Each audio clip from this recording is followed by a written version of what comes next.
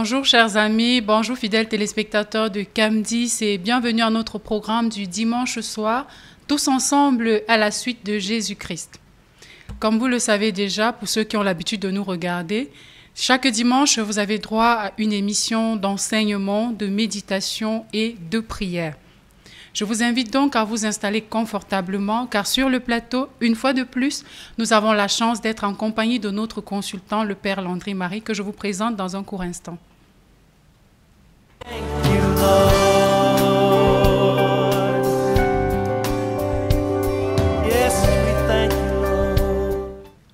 Voilà, vous êtes confortablement installés. Nous pouvons donc démarrer notre émission tous ensemble à la suite de Jésus-Christ de Nazareth. Comme je viens juste de vous le dire, nous sommes une fois de plus en compagnie du Père Landry Marie, le meilleur exorciste actuellement au Cameroun. Bonsoir mon Père. Bonsoir Eunice Thiogo, je vous dis merci pour votre invitation renouvelée dans le cadre de cette émission tous ensemble à la suite de Jésus-Christ de Nazareth. Alors, comme nous vous l'avons annoncé d'entrée de jeu, chaque dimanche, le Père prend le soin, malgré ses multiples activités, de vous entretenir sur un thème qu'il a bien choisi, afin de vous édifier, afin de vous sortir de l'obscurantisme, car c'est son slogan à lui. Avant donc de passer dans le vif du sujet, mon Père, on aimerait savoir les activités, comment ça s'est passé cette semaine. Alors, cette semaine, les activités étaient assez intenses. Et lorsque je dis intense, je parle de toutes les personnes qui prennent rendez-vous lorsqu'ils voient cette émission, vous l'avez dit. Et beaucoup d'entre nos téléspectateurs viennent à ma rencontre dans les bureaux. Je prends le temps d'écouter tout le monde. Je prends le temps d'être attentif à leurs préoccupations. Certains ont des problèmes de maladie, d'autres ont des problèmes juste d'enseignement de la parole de Jésus, c'est-à-dire la connaissance biblique.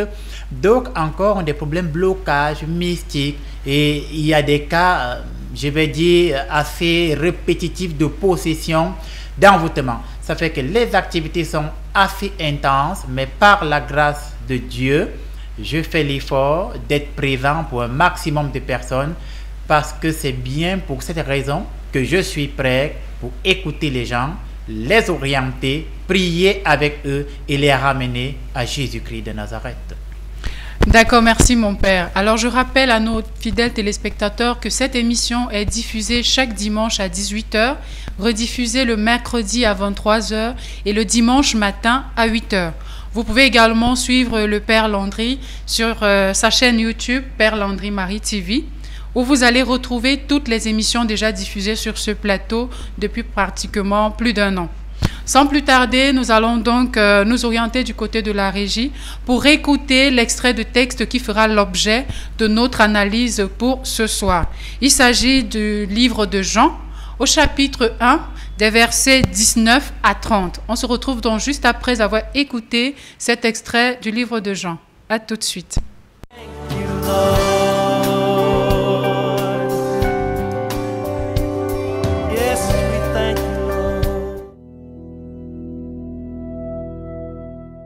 Jean, chapitre 1. Voici le témoignage de Jean, lorsque les Juifs envoyèrent de Jérusalem des sacrificateurs et des Lévites pour lui demander « Et toi, qui es-tu » Il déclara, il ne le nia point, il déclara qu'il n'était pas le Christ. Ils lui demandèrent « Quoi donc? Es-tu Élie » Et il dit « Je ne le suis point. » « Es-tu le prophète » Et il répondit « Non. » Ils lui dirent alors « Mais qui es-tu » afin que nous donnions une réponse à ceux qui nous ont envoyés. « Que dis-tu de toi-même » Moi, dit-il, je suis la voix de celui qui crie dans le désert. Aplanissez le chemin du Seigneur, comme a dit Ésaïe, le prophète. Ceux qui avaient été envoyés étaient des pharisiens. Ils lui firent encore cette question. « Pourquoi donc baptises-tu si tu n'es pas le Christ, ni Élie, ni le prophète ?» Jean leur répondit, « Moi je baptise d'eau, mais au milieu de vous, il y a quelqu'un que vous ne connaissez pas, qui vient après moi. Je ne suis pas digne de délier la courroie de ses souliers. » Ces choses se passèrent à Béthanie, au-delà du Jourdain, où Jean baptisait. Le lendemain, il vit Jésus venant à lui, et il dit, « Voici l'agneau de Dieu, qui ôte le péché du monde. C'est celui dont j'ai dit, « Après moi vient un homme qui m'a précédé, car il était avant moi. »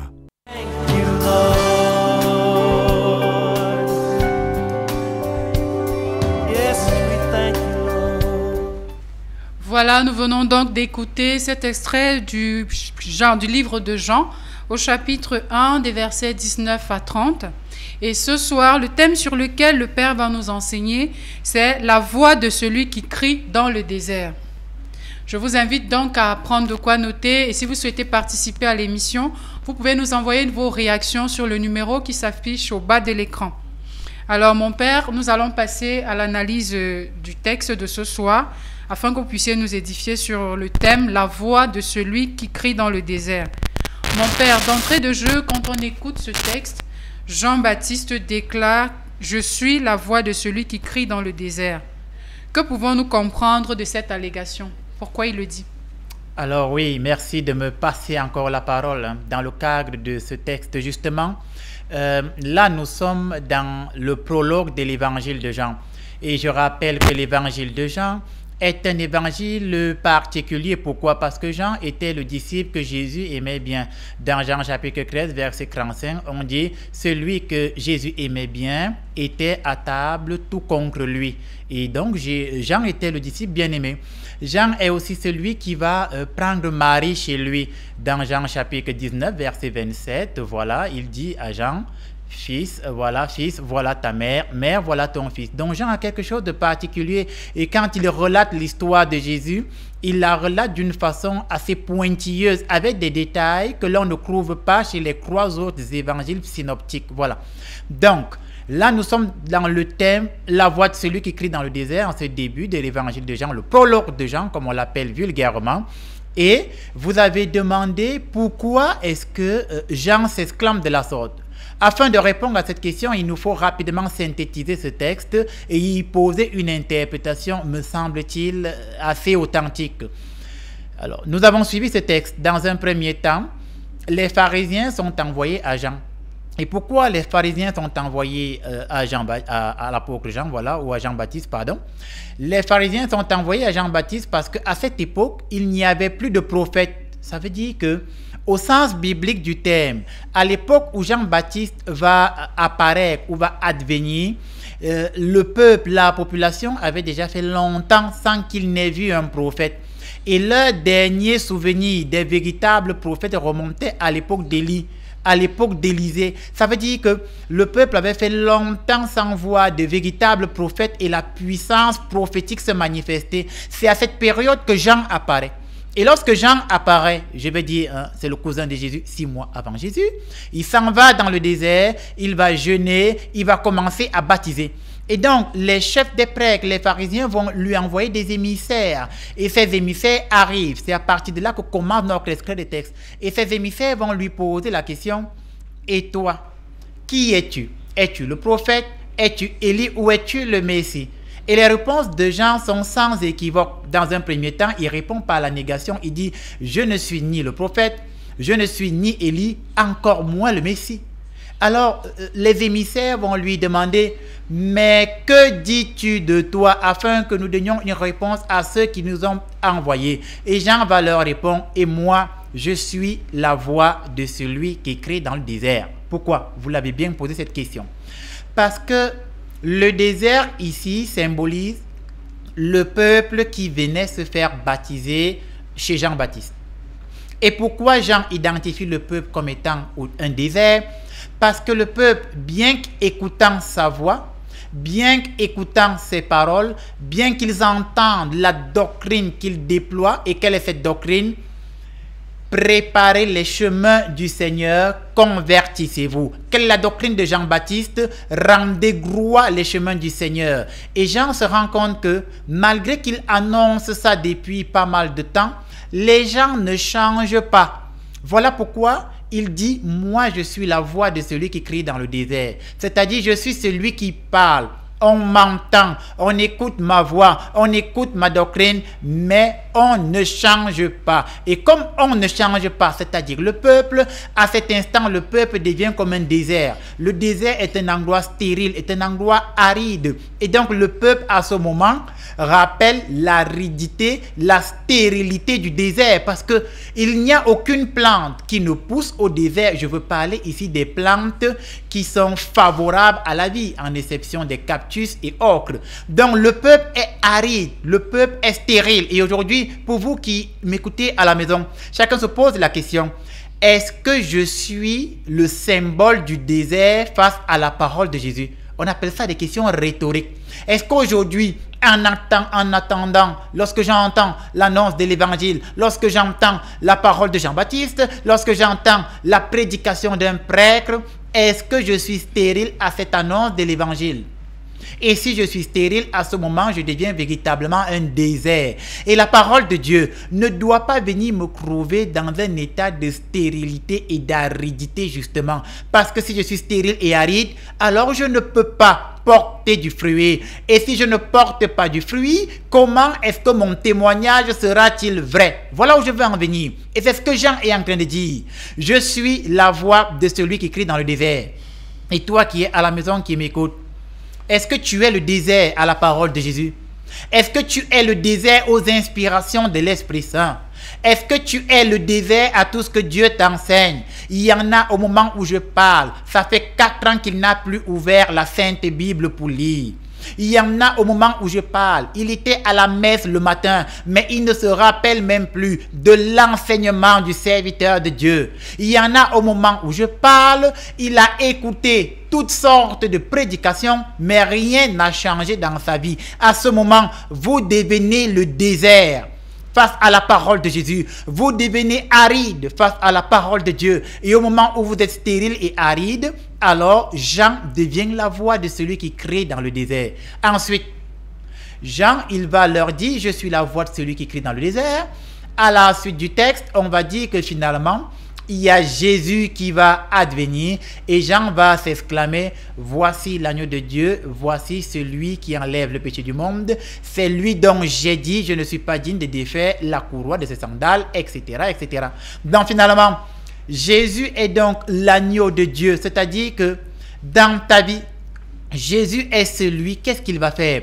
Qui va enlever tes péchés. Quelle que soit ta souffrance, quelles que soient tes difficultés, quels que soient les moments de tristesse et de pleurs que tu as déjà eus, Jésus est celui qui viendra essuyer toutes ces choses. Et pour ça, il faudrait que tu lui ouvres ton cœur.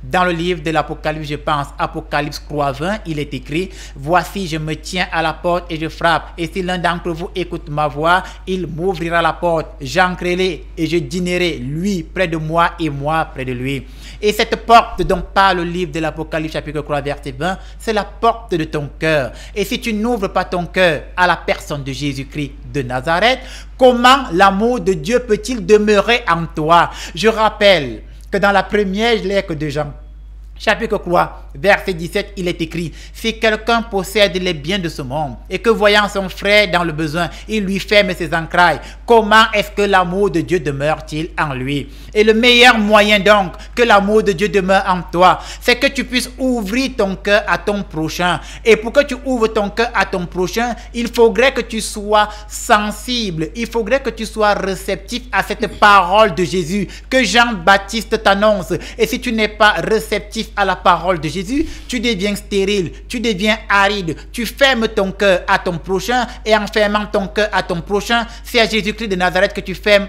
ton cœur. Et à partir du moment où ton cœur est donc fermé, tu es aride et tu es stérile, la parole de Jésus ne peut plus porter du fruit en toi. Et quelle sera la conséquence donc dans ta vie? La conséquence sera la suivante. Au 21e siècle au Cameroun, tu vas faire partie de toutes ces personnes qui continuent l'œuvre du diable en rejetant le Christ sous toutes ses formes. Voilà ce que je pouvais apporter comme interprétation biblique à ce texte de l'évangile de Jean, afin que tous nos fidèles téléspectateurs prennent conscience que être aride et stérile à la parole de Jésus revient à rejeter le Christ Jésus dans toutes ses formes et sous toutes ses manifestations. D'ailleurs, dans la lettre aux Romains, il est écrit « La foi vient de ce qu'on entend et ce qu'on entend vient de la parole de Jésus-Christ de Nazareth. » Et si tu ne reçois pas cette parole, tu ne peux donc pas avoir la foi. Et si tu n'as pas la foi, comment vas-tu déplacer les montagnes? Hébreux 11:1, la foi est la ferme conviction des choses qu'on espère, la démonstration de celles qu'on ne voit pas. Et sans la foi, tu ne peux rien faire. Et si tu veux pouvoir combattre le démon efficacement dans le combat spirituel, tu vas dans la lettre aux Éphésiens au chapitre 6, tu te revêts du bouclier de la foi. Frères et sœurs, la parole de Jésus est mon épée, elle est ma flamme. Et je prie qu'en ce jour, en ce dimanche, que la parole de Jésus soit pour vous une épée, qu'elle soit une flamme, qu'elle soit une force, et que vous ne soyez plus aride et stérile, mais qu'en ce jour où vous m'avez écouté, vous portiez du fruit pour la gloire de la Sainte Trinité. Merci mon Père pour cette belle analyse, merci pour tous ces enseignements. Mon Père, il y a une réaction toujours par rapport au texte. Voilà, nous avons un chrétien qui demande Jean-Baptiste est né avant Jésus. Mais quelque part vers la fin de l'extrait, Jean-Baptiste dit que Jésus est celui qui le précède, qui vient avant lui. Donc le chrétien aimerait comprendre comment est-ce que c'est possible en fait. Alors, d'accord. Je rappelle que Jean-Baptiste et Jésus sont des cousins. C'est un rappel, parce qu'on se rappelle que dans le début de l'évangile de Luc, d'ailleurs même, je pense Jean, Marie s'en va rendre visite à sa cousine Élisabeth. Et elle s'en va rendre visite à Élisabeth, et lorsque Élisabeth la voit, on dit l'enfant a tressailli. Et si vous voulez que je pose déjà une interprétation biblique à ce niveau, Marie apporte la grâce de l'Esprit Saint à Élisabeth. Ça, on va entrer dans la mariologie, on peut en débattre. Bref, donc ils sont cousins. Et lorsque les deux vont naître, Jean-Baptiste naît avant Jésus. Et Jésus va naître 6 mois plus tard. Évidemment, comme ils sont cousins, ils se connaissent. Jésus et Jean-Baptiste se connaissent tous les deux. Maintenant, lorsque Jésus atteint sa 30e année et que Jean-Baptiste commence donc à baptiser et il dit « Rendez gloire les chemins du Seigneur, aplanissez, convertissez-vous, changez ». Lorsque Jésus arrive, Jean-Baptiste se retourne, il dit, à partir de là, on est dans Jean 1, à partir du 29e verset, il dit « Voici l'agneau de Dieu, voici celui qui enlève le péché du monde ». Et il dit « Celui qui m'a envoyé m'a bien dit à moi, celui sur qui tu verras la colombe descendre, c'est celui-là qui vient de moi. » Il dit, et moi je ne le connaissais pas. Et au moment où il baptise Jésus, il dit, j'ai vu et j'atteste que c'est lui, l'agneau de Dieu, qui enlève le péché du monde.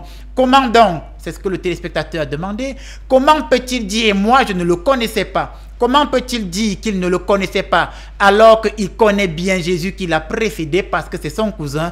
Il se pose ici le problème de la connaissance et de la reconnaissance du Messie. Il connaissait Jésus en tant que son cousin sur le plan humain, membre de sa famille, mais il ne reconnaissait pas en Jésus le Sauveur, l'Esprit Saint, le Dieu incarné. Jean 1,14. Et le Verbe s'est fait de chair. Il ne voyait pas encore dans Jésus l'incarnation du Verbe. Et c'est lorsqu'il voit la colombe descendre. Et il se rappelle que Yahvé Dieu lui a dit, quand tu vas baptiser, lorsque la colombe va descendre, alors là c'est mon fils. Ça dit c'est mon incarnation. Et quand il plonge Jésus dans l'eau, il voit la colombe descendre. Dans un premier temps, il reconnaît son cousin Jésus. Mais une fois qu'il le plonge, il rend témoignage que ce n'est pas seulement mon cousin. C'est le Sauveur, c'est le Messie. Il reconnaît le Christ comme étant le Messie, le Sauveur. Et ça dépasse ici les liens familiaux. Voilà ce que je pouvais dire à ce sujet de Jean-Baptiste qui connaissait son cousin, mais ne reconnaissait pas encore en lui le Sauveur, à part quand il a vu le signe de la colombe qui symbolise le Saint-Esprit. D'accord, merci mon Père pour cette explication. Alors la semaine dernière, nous vous avons suivi justement dans vos activités et nous avons même partagé ici sur le plateau avec les téléspectateurs un reportage où vous étiez justement dans une famille qui vous a sollicité pour dire une messe. Nous revenons là-dessus parce que justement beaucoup ont réagi par rapport à cette situation et la majeure partie des téléspectateurs voulaient savoir pourquoi cette famille vous a déplacé. C'était quoi le réel problème? Ah oui. Déjà, dans un premier temps, je rappelle que la dame qui m'a déplacé, Nadège Ndongo, est en suivi spirituel dans le ministère. Il y a longtemps, elle avait vu l'émission. Elle avait pris contact avec nous. Et quand je dis avec nous, c'est avec moi. Parce que lorsque vous écrivez au ministère du Père Langry-Marie, je lis tous les messages qui sont écrits sans exception. Elle est venue à ma rencontre. Elle m'avait exposé une panoplie, une multitude de problèmes qui l'accablaient entre les dettes qu'elle avait, entre sa vie sentimentale qui était déjà assez catastrophique et c'était devenu un véritable capharnaüm, entre ses réalités professionnelles parce qu'elle s'est retrouvée dans une situation où son patron a commencé à lui créer tous les problèmes. Elle avait atteint un niveau où même manger était problématique. Et lorsque nous avons commencé le suivi avec des prières intenses, elle a recommencé à avoir des entrées d'argent. Et lorsqu'elle a eu une meilleure stabilité financière, elle a voulu que j'aille bénir son ancienne maison. Ça veut dire que elle a décidé de retourner dans sa maison d'antan. Et avant d'y retourner, comme ça avait fait longtemps, elle s'est rappelée que l'évangile de Matthieu nous dit que lorsqu'on chasse un mauvais esprit, il va rester dans les lieux arides. Et les lieux arides, c'est les maisons abandonnées, c'est les poubelles, c'est les vieilles chaussures, c'est le désert, c'est une vieille grotte, c'est un cimetière. C'est ça les lieux arides. Alors elle s'est dit, peut-être ma maison était-elle devenue un lieu aride pour les mauvais esprits. Avant que je n'y retourne, je ferai venir le serviteur de Dieu, le prêtre, qui va bénir cette maison. Et donc, nous y sommes allés, comme vous avez vu dans l'ancien reportage. Nous avons dit la divine liturgie, la Sainte Messe, et j'ai aspergé de l'eau bénite dans toute la maison, de l'eau exorcisée, afin que cette eau qui symbolise le sang de Jésus puisse chasser, éloigner les puissances ténébreuses sous toutes leurs formes, parce qu'il y a des mauvais esprits qui vont même entrer dans les murs et le plafond des maisons. Alors nous aspergeons de l'eau bénite afin que, même s'ils sont dans les murs, sur le plafond et dans les fondations, que par le nom de Jésus-Christ de Nazareth, au moment où nous versons le sang du Christ, que ces mauvais esprits s'éloignent. Et nous disons merci à Dieu parce que la sœur Nadège, aujourd'hui, continue les travaux de restauration dans sa maison et par la grâce de Dieu, elle va bientôt s'y réinstaller. D'ailleurs, nous y retournerons pour bénir à nouveau son installation avec ses enfants et tous ceux qui sont autour d'elle.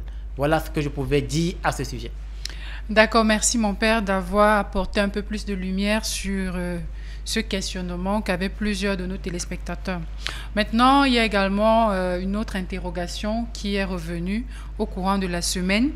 En fait, les chrétiens ou alors les téléspectateurs veulent savoir, pour des cas des personnes qui ont des maladies dites mystiques, inguérissables, et des cas de possession démoniaque, donc des cas d'envoûtement, est-ce que ces personnes peuvent rencontrer le plus grand exorciste que vous êtes? Alors, je veux bien comprendre la question. Vous êtes en train de me demander si des gens qui ont des problèmes de maladies mystiques, oui, des cas de possession, est-ce qu'ils peuvent me rencontrer moi? Oui. Mais oui, je suis ouvert à tout le monde, du moins dans le cadre de ce ministère au Cameroun, je suis ouvert à toutes les tranches de la population. En tout cas, moi, personnellement, Père Langry-Marie, je ne fais pas de discrimination entre celui qui a un statut social élevé et celui qui a un statut social moins élevé. Toute personne qui prend contact avec nous, nous l'écoutons, nous l'entendons au téléphone dans un premier temps, parce qu'il y a des canulars. Il y a des gens qui appellent dans le ministère pour s'amuser. Il y en a qui appellent pour tester. Il y a même des jeunes femmes qui appellent parce qu'elles veulent séduire le prêtre. Moi, je lis tous les messages que mon équipe me montre. Une jeune femme qui appelle et qui dit « Je ne veux parler qu'au Père Langry-Marie ». Et on lui demande « Que veux-tu lui dire ?» Et elle dit « Ce n'est qu'à lui seul que je veux parler ». Et on lui demande « Quel est l'objet de ta rencontre ?» Et elle insiste en disant « Ce n'est que lui mon sauveur ». Non, non, je ne suis pas le sauveur de quelqu'un. Que les choses soient claires. C'est Jésus qui est le sauveur. 1 Timothée 2,5. Il y a un seul sauveur entre Dieu et les hommes, un seul médiateur, c'est Jésus-Christ, vrai Dieu, vrai homme. Ce n'est pas le Père Langry-Marie. Donc on comprend que ça c'est un canular parce qu'il y a quand même des femmes qui essayent de prendre la tâche dans le ministère parce qu'elles veulent que le prêtre les regarde. Est-ce qu'il a vu que je suis belle? Est-ce qu'il me regarde? Est-ce qu'il a vu mes cuisses? Et il y a un dispositif autour de moi afin que ce genre de personnes ne m'approchent jamais, justement. C'est pourquoi j'ai des assistants. Mais une fois que votre raison est valable et qu'elle est réelle, votre besoin est clair, je vous reçois et nous parlerons en face et par la grâce de Dieu, je verrai ce qu'il y a lieu de faire pour prier avec vous pour ces cas d'envoûtement, de possession, de maladies mystiques. Nous prions et jusqu'ici, il y a quand même des gens qui viennent rendre témoignage et qui disent véritablement Dieu a agi par l'intercession de son serviteur. Donc tout le monde peut avoir accès à moi de façon simple, claire, à partir du moment où son problème est réel et vrai. Voilà. D'accord, je pense que les téléspectateurs ont bien écouté. Donc, si vous voulez rentrer en contact avec le ministère pour un cas sérieux, vous pouvez contacter le numéro qui s'affiche au bas de l'écran. Là, nous sommes arrivés au terme de la première partie de cette émission qui consistait justement à suivre l'analyse et l'interprétation du texte qui faisait l'objet de l'étude de ce soir, dont je rappelle le thème justement, la voix de celui qui crie dans le désert. Et les références ici, il s'agit du premier livre de Jean, au chapitre 1, voilà, et c'est du verset 19 à 30. Donc, pour ceux qui nous ont pris de court, vous pouvez lire cet extrait et vous nous laissez vos réactions, même au numéro qui s'affiche au bas de l'écran. Nous allons faire un petit tour au niveau de la régie. Ensuite, on se retrouve juste après pour la deuxième partie, qui consiste à avoir un échange à cœur ouvert avec le Père Landry dans son activité ou alors dans sa casquette d'exorciste, parce que là, c'était l'évangéliste, l'enseignant. Cette fois, on se retrouve donc avec l'exorciste tout à l'heure. À tout de suite.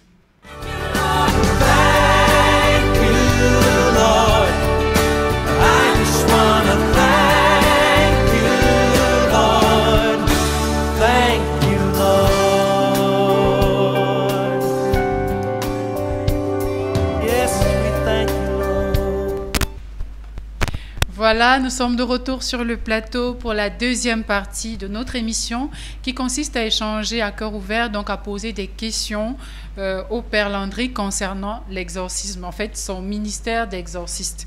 Donc mon Père, pour la première question, le chrétien nous demande, lorsqu'une maison est hantée par un mauvais esprit, quels peuvent être les signes? Alors, quels peuvent être les signes qui portent à croire qu'une maison soit ou serait hantée par un mauvais esprit?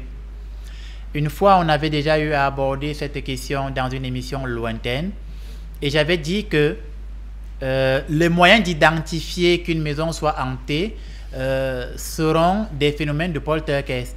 Et j'avais expliqué qu'est-ce qu'un phénomène de poltergeist. Et comme c'est des questions qui reviennent, répétitio est mater studiorum, la répétition est la mère des sciences, du latin. Donc, je vais redire ce que j'ai déjà dit. Voilà. Un phénomène de poltergeist est une manifestation surnaturelle inexplicable par la lumen rationis, donc par la lumière de la raison. Et je prends un exemple plus concret. Si vous êtes dans une maison et vous tous, vous êtes au salon, la vaisselle est propre, mais vous entendez des bruits de vaisselle qui sont faits de façon claire et distincte, alors qu'il n'y a personne à la cuisine, mais on sent des bruits de vaisselle qui sont faits et tout le monde écoute ce bruit, c'est un phénomène de poltergeist. Un autre exemple de phénomène de poltergeist, c'est que nous sommes à la maison endormis dans la nuit et de manière ipso facto ou de manière in extenso, toutes les portes et les fenêtres de la maison s'ouvrent, se ferment, s'ouvrent et se ferment. Bien que certaines des portes aient été verrouillées, elles s'ouvrent quand même comme si on leur avait donné des coups de pied violents et se ferment avec force. Ça, c'est un phénomène de poltergeist. Ce n'est pas explicable par la lumen rationis. Un autre phénomène de poltergeist, par exemple, c'est que depuis que vous ayez ou que vous avez adhéré à une maison, vous êtes tous des personnes qui avaient une santé claire. Mais depuis que vous êtes dans une maison, vous allez de maladie en maladie, de maladie en maladie. Et bien qu'on ait eu à faire un suivi médical attentif, qu'on ait bien regardé l'hygiène, donc la propreté de la maison, on ne comprend pas pourquoi les uns et les autres n'ont que des maladies qui font en sorte que les parents ou les responsables de la maison soient en train d'aller de dépenses en dépenses, de dépenses en dépenses, et finalement, ils ne vont mener aucun projet à terme. C'est quand même des signes qui montrent que dans cette maison-là, il y a une présence ou des présences pas claires. Donc, voilà quelques signes qui montrent qu'une maison est soit hantée, soit elle est sous l'influence des phénomènes de poltergeist qui eux-mêmes sont des signes précurseurs de présence malsaine, impure, succube, d'esprits ténébreux et démoniaques. Voilà les signes, c'est à peu près ça. D'accord, merci mon Père pour cette explication. Alors, on va revenir un peu sur la semaine dernière où vous avez dit une messe dans une maison et on vous a vu brûler de l'encens. Justement, on aimerait savoir pourquoi brûlez-vous de l'encens dans ce style de cas. Est-ce que c'est biblique de faire brûler de l'encens dans une maison? Alors, est-ce que c'est biblique de faire brûler de l'encens dans une maison? Je vais y apporter une réponse claire. Et avant d'y apporter une réponse claire, on va ensemble se poser des questions rhétoriques, justement. Alors, je vais poser une question aussi simple pour tous ceux qui nous écoutent. Est-ce que c'est biblique qu'un pasteur doit mettre une veste à 100 000 francs et une chaussure à 150 000 francs et y mettre une montre à 200 000 francs? Est-ce que c'est biblique? C'est des questions rhétoriques. Moi, je n'ai de problème avec personne. Est-ce que c'est biblique que le prêtre ou le pasteur roule en Prado climatisé? Est-ce que c'est biblique? On se pose des questions. C'est un raisonnement logique. Voilà. Est-ce que c'est biblique, par exemple, que à partir du moment où je suis un serviteur de Dieu, est-ce que c'est biblique que si je suis un pasteur, forcément mon épouse devient prophétesse? Est-ce que c'est biblique? On peut se poser des questions. Voilà. Chacun va y répondre au cours de notre émission. Maintenant, est-ce que l'encens est biblique? Oui, l'encens est biblique. Vous allez lire dans les évangiles synoptiques, lorsque Jésus est né, on a apporté de l'or, de la myrrhe et de l'encens. Allez lire le début de l'évangile de Luc, de Marc, de Matthieu. C'est biblique. Lorsque vous allez encore lire l'extrait du livre de l'Exode et du Deutéronome, lorsque Dieu va laisser le fléau s'abattre sur le peuple parce qu'ils ont eu à désobéir à l'Éternel, Dieu, qu'est-ce que le Seigneur va faire? Il va envoyer le fléau qui va commencer à décimer le peuple de manière indubitable. Les gens vont commencer à mourir. Et tu as Moïse qui va demander à son assistant Aaron d'aller prendre l'encensoir. Or, qu'est-ce que l'encensoir? C'est, je vais dire, cet objet dans lequel on brûle de l'encens. Déjà, la racine du mot encensoir, on voit très bien encens. Et Aaron va aller prendre l'encensoir, il va y mettre de l'encens, va se mettre au milieu du peuple et il va arrêter le fléau. Donc la présence seule de l'encens va arrêter le fléau destructeur de Yahvé. Pourquoi? Parce que l'encens est une odeur agréable devant le trône de l'Éternel. C'est le psalmiste qui va le dire dans le livre des psaumes. Alors je réponds à la question, est-ce que brûler de l'encens est biblique? Oui, c'est biblique. Maintenant, dans l'extrait du livre de Tobie, et dans ce livre de Tobie, on va voir comment la belle-fille Sarah, qui était mariée, si vous voulez, à sept mauvais esprits, de telle sorte que tous ceux qui venaient prétendre à l'épouser la nuit qu'il passait avec elle, le lendemain, la personne décédait. Elle avait déjà eu 7 prétendants de la sorte qui étaient tous décédés.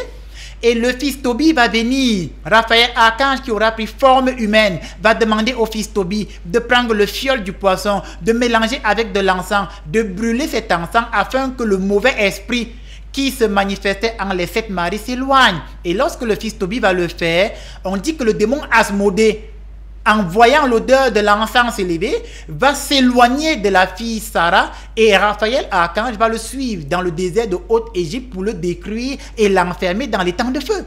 Alors oui, brûler de l'encens pour chasser le mauvais esprit est biblique. Maintenant, si toi qui me regardes, tu as une Bible de 66 livres, c'est clair que tu n'auras pas le livre de Tobie. Tu vas croire que le père Langry-Marie ment, alors que c'est toi qui développes une certaine inconsistance intellectuelle. Et ça, ce n'est pas ma faute. Je ne sais pas à qui est la faute.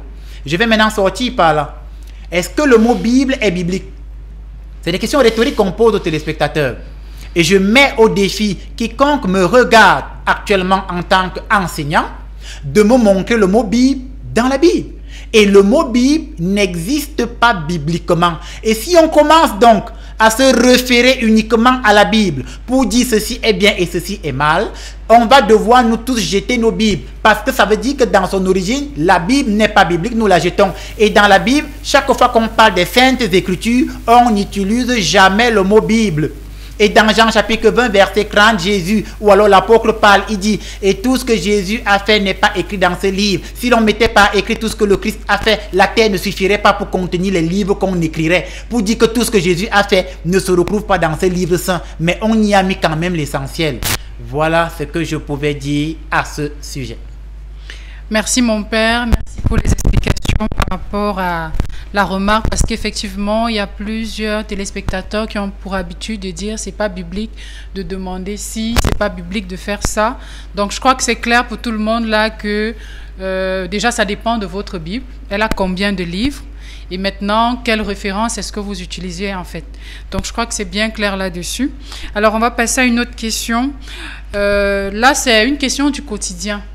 On va dire c'est ce qu'on rencontre généralement dans notre société africaine. parce que peut-être du côté de l'Europe, c'est pas pareil, mais en Afrique, c'est beaucoup plus le cas. En fait, c'est le cas d'un couple, voilà, un homme et une femme qui cheminent ensemble, ils sont mariés depuis des années, ils prient, l'homme a une vie de prière, il va à l'église avec sa femme et tout, et puis d'un coup, il l'abandonne et s'en va chez une autre. Et la femme qui nous contacte se plaint, elle dit qu'on a envoûté son mari. Maintenant, la question qu'on se pose, c'est, en fait, comment est-ce qu'un homme qui va à l'église tous les dimanches, qui prie, peut se faire envoûter? Alors, comment est-ce qu'un homme qui côtoie l'église tous les dimanches, prie, comment peut-il se faire envoûter? La question est bien posée et elle nécessite effectivement une réponse, me semble, méticuleuse et assez claire et nette. Maintenant, avant de répondre à la question, je voudrais rappeler que même les sorciers vont à l'église. C'est un rappel. Je voudrais rappeler que même les sorciers vont à l'église. Ça veut dire que quand tu es un vrai prêtre et que tu célèbres la divine messe, les sorciers sont assis là. Et quelquefois, si tu as la grâce de l'Esprit Saint, tu les vois. Maintenant, je vais pousser le bouchon loin. Il y a même des prêtres sorciers. C'est-à-dire qu'il y a des prêtres qui sont prêtres et c'est des sorciers. Je voudrais rappeler, c'est des rappels en fait. Et moi, je n'ai rien contre personne. Je ne pointe personne du doigt. J'annonce la parole de Jésus. Jean 8,42. Vous connaîtrez la vérité et la vérité vous affranchira. Et la vérité, c'est Jean 17,17. Sanctifie-les par ta parole. Ta parole, Seigneur, c'est la vérité. Il y a donc des prêtres sorciers. Ça veut dire qu'à partir du moment où tu as des prêtres sorciers, il y a des pasteurs sorciers, il y a des évêques sorciers. Je voudrais qu'on éclaircisse les choses. Si on a donc déjà même des pseudo-serviteurs de Dieu qui sont donc dans la sorcellerie, ça veut dire que comme ils ne servent donc pas le Christ, on se retrouve donc avec des chrétiens qui, bien qu'allant à l'église, se font envoûter. Où je veux en venir? Dans le livre de Job, au chapitre 14, les versets 4, on dit: est-ce que quelque chose de pur peut-il sortir de quelqu'un d'impur? Voilà. Donc, si je ne suis pas pur, rien de pur ne peut sortir de moi. Et si je ne côtoie pas une assemblée qui est pure, rien de pur ne peut sortir de cette assemblée. C'est où je vais en venir. Maintenant, pour le cas donc de cette famille dont vous avez livré la teneur sur ce plateau, il est clair que le monsieur va à l'église, mais ce n'est pas un vrai chrétien en fait. Parce que aller à l'église n'est pas un signe indubitable, signe qua non qu'il est un vrai chrétien. J'ai envie de dire de façon triviale, en fait c'est quelqu'un qui ne vit pas avec l'Esprit Saint, donc qui n'est pas né de nouveau. C'est où je vais en venir justement. Pourquoi? Parce qu'un homme qui prie véritablement et qui a donné sa vie à Jésus, et Jésus a la première place dans sa vie, et il vit selon la volonté de Dieu, comme dans Jean 4, 34, aucun envoûtement ne peut l'atteindre. Quelque chose soit clair. Je me reprends pour nos téléspectateurs. Quelqu'un qui mène une vraie vie de prière, qui a donné sa vie à Dieu et qui laisse l'Esprit Saint vivre en lui. Galates 5:20. Ce n'est donc plus moi qui vis, c'est le Christ même qui vit en moi. L'envoûtement n'a aucun effet sur lui. Ça veut dire que s'il entre dans la maison d'une femme, elle prépare un plat envoûté. Deux choses. Soit au moment où il va toucher la cuillère, le plat va se briser, parce que les anges de Dieu vont le protéger, soit le poison et l'envoûtement n'auront aucun effet. Et c'est Jésus qui a dit, il a dit, voici je vous envoie comme des loups au milieu des agneaux. Allez-y, vous marcherez sur les scorpions et les aspics, vous piétinerez le lion et le dragon. Et si vous buvez quelques breuvages mortels, cela ne vous fera aucun mal. C'est donc quoi ce breuvage mortel? C'est ce breuvage qui me coupe de Dieu, qui me sépare de ma famille. C'est un breuvage mortel, un breuvage qui me sépare de ma famille. 1 Timothée 5:8, il est écrit, si quelqu'un n'a pas soin des siens, et principalement de ceux de sa famille, il vient là de régner sa foi, il est pire qu'un infidèle. Donc un breuvage qui me sépare de ma famille est un breuvage mortel. Et si je suis un vrai serviteur de Dieu, un vrai disciple, un vrai chrétien, le breuvage mortel n'a aucun effet sur moi. C'est donc la preuve que ce monsieur n'était pas un vrai chrétien, donc qui ne priait pas, qui sait, peut-être même c'était un hypocrite, qui allait à l'église juste pour être bien vu. Ainsi s'accomplissent les paroles de l'apôtre Pierre, qui l'a dit, ils garderont la forme de la prière, mais vont en régner la puissance. Ça fait donc partie de ces gens qui gardent la forme de la piété, mais régnent la puissance de la piété. Voilà ce que je pouvais apporter comme éclaircie à ce cas de figure que vous m'avez exposé. Merci mon père. Justement, dans ce cas de figure, que peut faire la dame? Est-ce qu'elle peut, par exemple, solliciter des prières pour que son mari soit libéré de cet envoûtement? Alors, que peut faire la dame? Est-ce qu'elle peut demander des prières? Oui, c'est un bon schéma. Elle peut demander des prières. Le problème va se poser à partir du style de prière. Parce qu'un homme qui est envoûté, ça veut dire quoi? Un homme qui est allé, par exemple, on prend un exemple concret, qui est allé chez sa femme du dehors, et pendant qu'il dormait la nuit, après avoir eu à prendre du bon temps avec elle, elle a coupé une partie de ses cheveux quand il dormait avec la lame. Elle est allée voir un féticheur, un marabout. Et le marabout a fait avec la chevelure du monsieur une incantation. Ce n'est pas en restant chez toi et en disant un je vous salue Marie que l'envoûtement va s'annuler. Non, non, non et non. Pourquoi? Parce qu'on a touché les indices de cet homme. Et pour que l'envoûtement puisse être brisé, il faudra qu'on détruise les indices là où le marabout les a offerts en sacrifice aux divinités ténébreuses, malsaines et démoniaques. Et pour effacer ces indices, il y a des rituels d'exorcisme fort appropriés à cet effet. Si toi, tu ne sais pas quel rituel d'exorcisme il faut faire, tu vas réciter les Je vous salue Marie comme tu veux. Ton mari va continuer à aller dormir dehors. Et on va se retrouver dans une spirale infernale. Tu auras l'impression que tu n'avances pas. Donc, elle peut demander des prières. Mais il faudrait encore qu'on l'oriente à faire les bonnes prières, qu'on la mette dans un bon suivi. Mais aussi, il y aura des petites techniques. Par exemple, vous pouvez... Je prends un exemple, je dis ça sur le plateau comme ça, c'est un truc simple. Vous pouvez aller voir un exorciste avec de l'huile d'olive. Il exorcise cette huile d'olive au nom de Jésus-Christ de Nazareth. Qu'est-ce qui va se passer?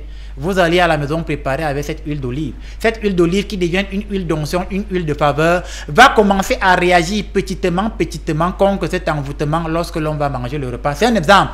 Il y a d'autres stratégies, par exemple, pour sortir ce monsieur de là. Ce sera un combat fort, mais oui, par des prières et un bon dispositif spirituel, au nom de Jésus, on peut ramener ce monsieur à la raison et l'arracher des griffes de cet envoûteur ou de cet ensorceleur. D'accord, merci mon père, merci pour cet enseignement de plus. Alors on va prendre une dernière question. Alors, mon père, dites-nous comment agit le poison lent? Parce qu'il y a plusieurs personnes qui contactent justement le ministère et se plaignent d'être victimes du poison lent. Comment est-ce que ce poison agit et comment est-ce qu'il faut faire, enfin, qu'est-ce qu'il faut faire pour le contrecarrer? Le poison lent est un procédé par lequel les féticheurs, les marabouts, les maîtres occultes et ténébreux vont, comme vous l'avez dit, intoxiquer l'organisme d'un individu par un procédé lambda. Ça peut être au travers des rêves, des repas mystiques, ce qu'on va appeler les mets de nuit. Ça peut être au travers d'un repas de jour. Il partage un repas avec des amis, mais on a mis une substance toxique pour son corps et à la fois pour son esprit. Et cette substance va agir progressivement dans l'espace et le temps, afin que dans 6 mois ou 1 an, parfois 2 ans après, qu'il décède finalement d'un poison qu'il a ingurgité il y a ou des mois ou même 1 ou 2 ans auparavant. Voilà comment le poison lent agit, évidemment. C'est comme ça qu'il agit.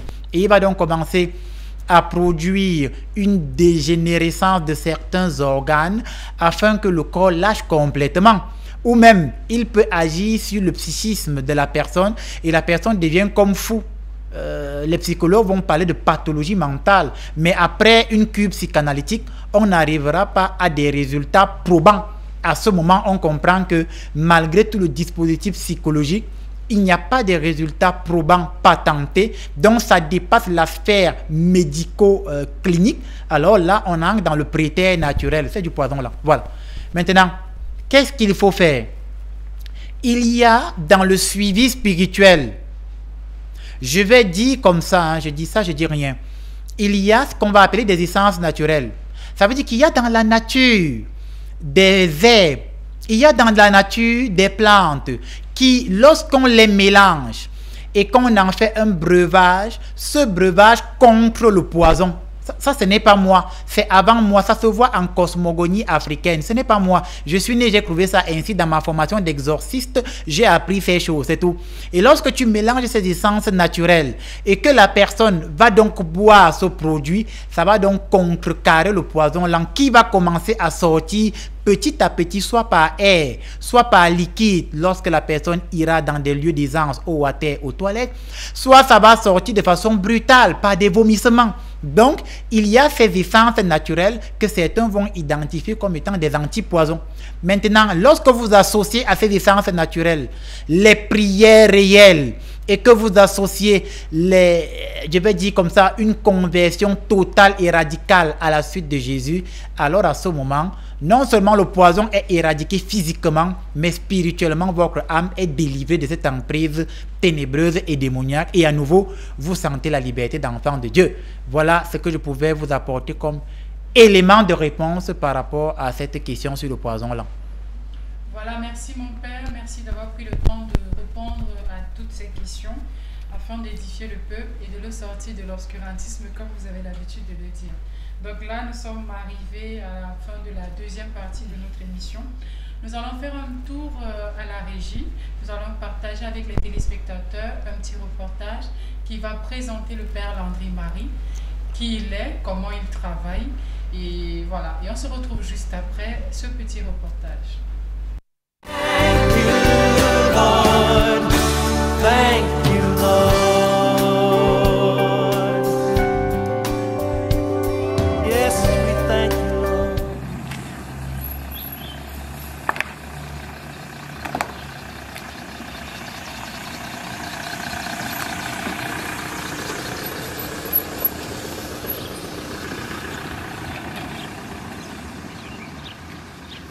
L'exorcisme n'est plus un mystère pour lui. Il se nomme Père Landry Marie, prêtre exorciste de la Fraternité des missionnaires Saint-Jacques de Compostelle du Cameroun.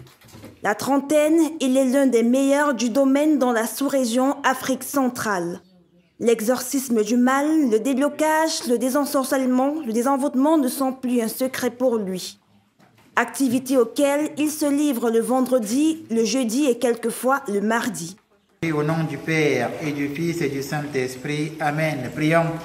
Dieu, source de force invincible, roi dont rien ne surpasse l'empire triomphateur, toujours magnifique, qui réprime les violents de la puissance adverse et qui veut la cruauté de l'ennemi rugissant, qui soumet avec puissance la méchanceté de l'ennemi humble et tremblant. Seigneur, nous te supplions et nous te prions. Daigne regarder ces créatures ô excellentes, ta bienveillance, purifie-les et sanctifie-les par la rosée de ta piété, afin que par l'invocation de ton nom, en quelque lieu qu'il soit répandu, toute attaque de l'esprit impur soit repoussée, que soit chassée au loin la terreur du serpent venimeux. Et lorsque nous implorons ta miséricorde, que la présence du Saint-Esprit daigne partout se manifester par le Seigneur dans l'unité du Saint-Esprit, maintenant et pour des siècles et des siècles, ainsi soit-il. Amen. Nous sommes à la paroisse Saint-Raphaël Archange à Okoa, non loin de la ville de Soa. Autour du Père Landry sont réunis comme à l'accoutumée des fidèles dont il en est le guide spirituel. Prières et rituels d'exorcisme sont au rendez-vous. Du matériel qu'il utilise pour mener à bien son dessein, l'encens est un incontournable. Et je voudrais rappeler pour les mauvaises langues que l'encens est biblique. Nous l'avons encore dit dans les émissions précédentes à Camdis Télévision.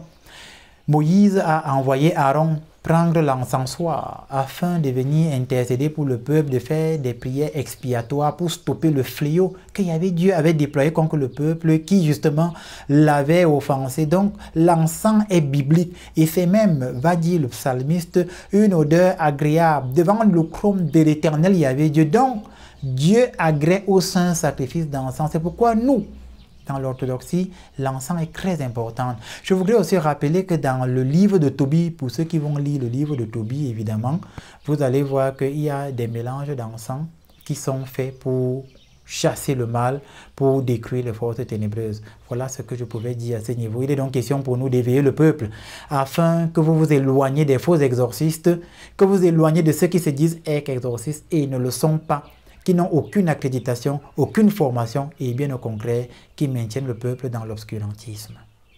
En 10 années d'expérience, l'homme de Dieu manie d'une main d'expert l'exorcisme. avec à son actif de nombreux succès dans ses missions. Bon pasteur et jaloux de sa vocation, Père Landry Marie se veut également être un lanceur d'alerte face aux mauvais pasteurs. L'exorcisme, c'est d'abord un don. C'est-à-dire que c'est un don que Dieu donne à quelqu'un, à qui il veut. Tout le monde ne peut pas s'improviser exorciste. Tout le monde ne peut pas se lever et dire qu'il fait subitement dans l'exorcisme de manière, je vais dire comme ça, là, ex nihilo. Et je voudrais rappeler justement que quand on parle d'exorcisme, l'exorcisme est à trois niveaux. Il y a l'exorcisme majeur, l'exorcisme moyen et l'exorcisme mineur. L'exorcisme mineur peut s'apparenter à des simples prières charismatiques et d'intercession forte. C'est une forme d'exorcisme mineur. L'exorcisme moyen fait intervenir des rituels d'exorcisme simples et l'exorcisme majeur, lui, il fait intervenir des grands rituels d'exorcisme comme dans une émission à Candice Télévision. J'avais apporté mon manuel d'exorcisme. C'est là qu'on fait de l'exorcisme majeur. Je voudrais également rappeler qu'en observant la société, nous avons constaté que de plus en plus de faux exorcistes pilulent dans la société. Et ce sont des gens qui sont mal formés, qui ne sont reconnus par aucune communauté religieuse, pas aucune église, et qui, voilà, arrivent dans les maisons, se réclament le titre d'exorciste, et en fait, ce qu'ils font n'a rien à voir avec de l'exorcisme. J'aime toujours à le dire, nous avons été, nous, dans un village où un homme ou un prêtre était passé, se disant être exorciste, et avait enterré la communion, le corps et le sang de Jésus, sous prétexte qu'il faisait un rituel d'exorcisme. Nous avons été dans des villages où nous avons vu des gens faire des rituels d'exorcisme et tuer le serpent. Il tue le serpent et il décide qu'on va tuer le serpent et on va manger le serpent. C'est pour montrer que on ne s'improvise pas exorciste. C'est un don qui vient de Dieu. Dieu donne le don à qui il veut et il donne le pouvoir d'exorciser, c'est-à-dire d'intimer l'ordre à l'esprit malin de s'en aller, au maléfice de s'en aller.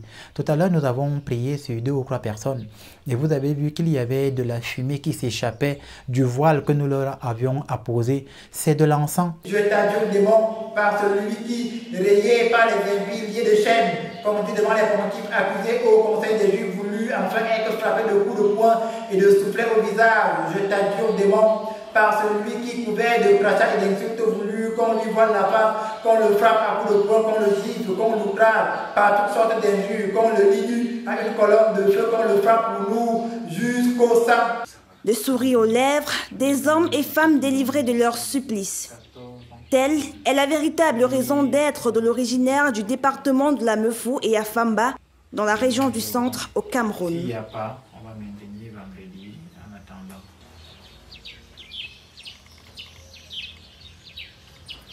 Lord, thank you, Lord. Yes, we thank you, Lord. Alors, fidèles téléspectateurs, c'est sur ce reportage que notre émission de ce soir va prendre fin. Mais avant de nous séparer, le Père va dire une prière. Frères et sœurs, nous fermons les yeux, nous baissons la tête et nous prions. Seigneur, je prie pour toutes les personnes qui ont regardé ce programme tous ensemble, la suite de Jésus-Christ. Toutes ces femmes qui se sont plaintes dans la prière à cause du fait qu'on ait eu à envoûter, à ensorceler leur époux. Que par le nom de Jésus-Christ, tout envoûtement, tout ensorcellement votre époux soit de nul et de sans effet au nom de Jésus-Christ. Que tout rituel démoniaque, satanique, incantatoire qu'on a fait contre votre époux, que ce rituel démoniaque soit de nul et de sans effet au nom puissant de Jésus-Christ. Que le poison lent qu'on vous a lancé au travers des pieds, sur les mains, ce poison lent qu'on vous a lancé au niveau de la tête, au niveau du ventre, je commande et j'ordonne que ce poison lent vous lâche, sorte par air ou par liquide au nom puissant de Jésus-Christ de Nazareth. Je commande et j'ordonne en lieu et place que tout rituel incantatoire qu'on a fait contre vous sur les autels de Baal, les autels d'Astarté, les autels démoniaques, que ces rituels démoniaques soient de nul et de sans effet, n'aient plus aucune influence sur vous à cet instant, en ce jour. Au nom puissant de Jésus-Christ de Nazareth, j'intime l'ordre à tout mauvais esprit qui se baladait dans votre maison, au niveau des murs, de la toiture, des fondations, de sortir de votre maison. Au nom puissant de Jésus-Christ de Nazareth, j'intime l'ordre en lieu et place à toutes les personnes qui préméditent votre mal, dès que tout se renversé et que toute une armée de sorciers et de sorcières qui s'était élevée contre vous soit renversée à cet instant, au nom puissant de Jésus-Christ de Nazareth, ainsi soit-il. Amen. Merci pour votre attention, fidèles téléspectateurs. Nous allons prendre rendez-vous pour dimanche prochain sur la même chaîne lorsqu'il sera 18 h. D'ici là, portez-vous bien et soyez bénis.